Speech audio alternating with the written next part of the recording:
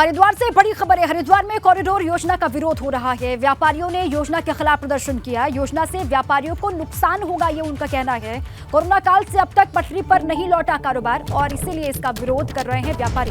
हरिद्वार से ये खबर है। कॉरिडोर योजना का विरोध किया जा रहा है। व्यापारियों में इसको लेकर गुस्सा है, प्रदर्शन कर रहे हैं और ये कहा जा रहा है कि इस योजना से व्यापारियों को नुकसान होगा। कोरोना काल से अब तक वैसे भी कारोबार पटरी पर नहीं लौटा, अब इस योजना का विरोध कर रहे हैं हरिद्वार के कारोबारी।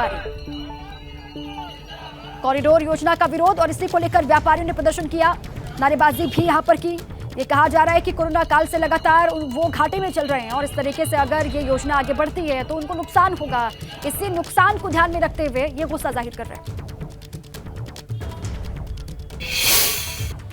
देहरादून से बड़ी खबर है। नशा मुक्ति केंद्र में युवक की मौत का मामला। परिजनों ने शव सड़क पर रख करके हंगामा किया। नशा मुक्ति केंद्र संचालकों पर मारपीट करके हत्या करने का आरोप है। मृतक को 22 मार्च को चंद्रबनी स्थित नशा मुक्ति केंद्र में भर्ती करवाया गया था। युवक का शव घर के बाहर छोड़ गए नशा मुक्ति केंद्र संचालक। अब परिजन इसको लेकर आरोप लगा रहे हैं कि उसके साथ मारपीट की गई और फिर हत्या कर दी गई। नशा मुक्ति केंद्र में युवक की मौत का मामला, शव सड़क पर रखकर हंगामा परिजन कर रहे हैं। नशा मुक्ति केंद्र संचालकों पर मारपीट करके हत्या करने का आरोप है।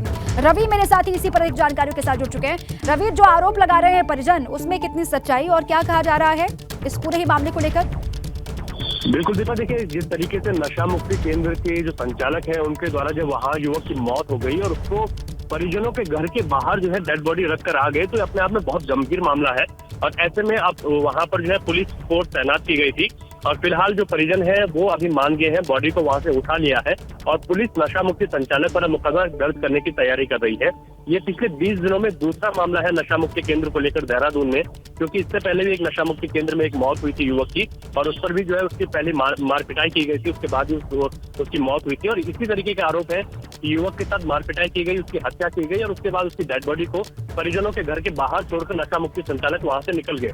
तो ऐसे में परिजनों में काफी आक्रोश है, मुकदमा दर्ज किया जाएगा। लेकिन सबसे बड़ी बात है कि नशा मुक्ति के लिए जितने भी नॉर्म्स जो बनाए गए हैं वो किसी भी तरीके से देहरादून में जो जिम्मेदार अधिकारी हैं वो उसको फॉलो नहीं कराते हैं। यही वजह है कि इस तरीके के मामले आते हैं।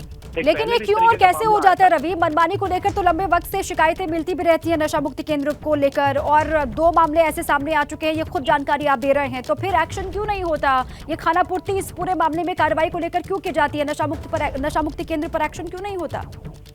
जी बिल्कुल, देखिए जिला प्रशासन की इस पर बहुत महत्वपूर्ण जिम्मेदारी होती है और यहाँ पर इस तरीके के हालात हैं कि देहरादून में कितने नशा मुक्ति केंद्र है इसकी पूरी जानकारी न जिला प्रशासन के पास है न पुलिस के पास है। लोग अपने परिजनों को वहाँ ठीक होने के लिए भर्ती तो करा देते हैं, लेकिन उसके बाद नशा मुक्ति केंद्र के भीतर क्या होता है वो तमाम चीजें सामने खुलकर आ रही है कि वहाँ मारपिटाई होती है, हत्याएं हो जाती हैं और इस तरीके के जो गंभीर आरोप है वो अक्सर ही नशा मुक्ति संचालकों पर लगते नजर आए हैं। तो ऐसे में इसमें जो मुकदमा दर्ज होगा, लेकिन सबसे बड़ी जिम्मेदारी है कि यहाँ पर जो नशा मुक्ति केंद्र है उनका प्रॉपर रजिस्ट्रेशन हो और वहाँ पर किस तरीके से गतिविधियां चल रही हैं उसकी भी जानकारी पुलिस के पास होनी चाहिए, जिला प्रशासन के पास होनी चाहिए, ताकि इस तरीके के जो हादसे लगातार नशा मुक्ति केंद्र से सामने आ रहे हैं उनमें कमी आ पाएगी और जो वहाँ पर जो लोग संचालित उसको कर रहे हैं वो एक प्रॉपर ट्रीटमेंट के साथ नशा मुक्ति केंद्र को संचालित कर सके। बिल्कुल, पहले भी नशा मुक्ति केंद्र के संचालकों पर कई आरोप लगे हैं, अब गंभीरता से जांच की बहुत जरूरत है। शुक्रिया रवि आपका पूरी जानकारी के लिए। ये ताजा मामला नशा मुक्ति केंद्र में युवक की मौत का, परिजन लगातार गुस्से में हैं और कार्रवाई की मांग कर रहे हैं।